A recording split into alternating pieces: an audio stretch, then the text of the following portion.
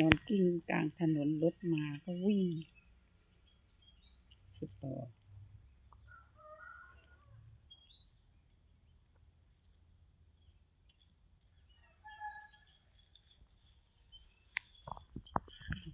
มานั่งทำXRอยู่ตรงนี้นะไม่ยอมเดิน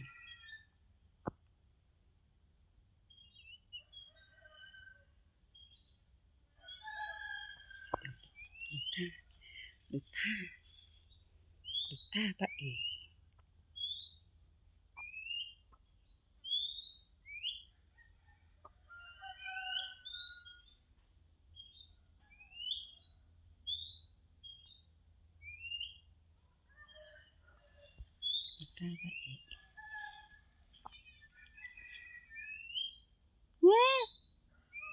คุณยายเรียกแล้วคุณยายนางชอบเรียก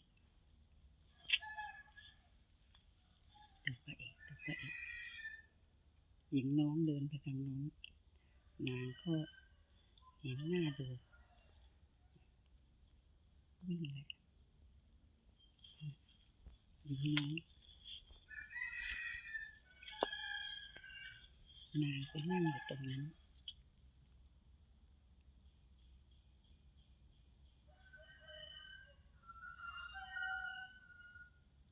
เดี๋ยวแม่ต้องเรียกนางเข้าบ้าน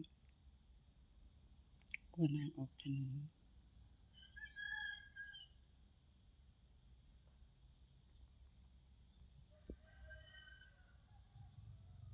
ไปนั่งแต่งตัวนะ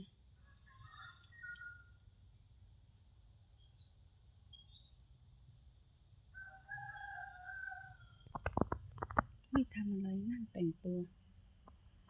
เห็นปีเตอร์วิ่งมา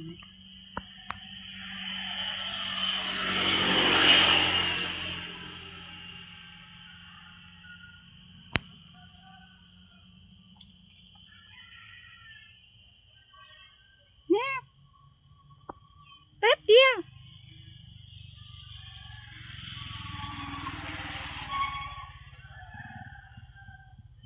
คุณยายร้องเรียกว่าแล้วว่าท่านเตอร์ต้องมาท่านเตอร์เดินตามมาแล้วท่านเตอร์เดินตามมานางก็เดินออกทางนี้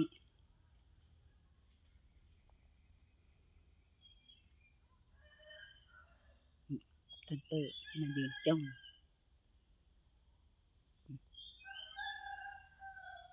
นางจะออกถนนนั่นน่ะแม่รู้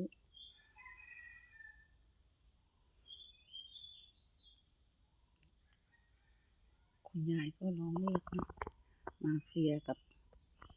น้องก้าวน้องแชร์ก็ไปฝั่งโน้นกันแล้วท่านเตอร์ลีลาจะออกถนนน่ะลีลาเดี๋ยวแม่จะเรียกเข้าบ้าน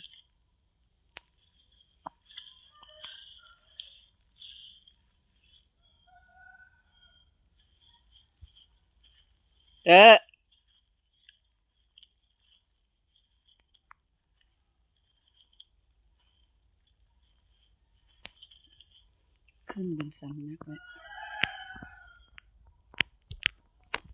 ขึ้นบนสำนักแล้ว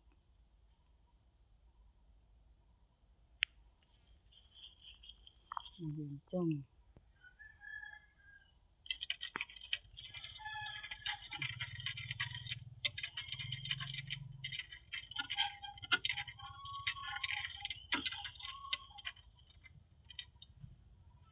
ไม่มีแดดเลยวันนี้ไม่มีแดดนอนสบายใจนอนคนเดียวสบายใจ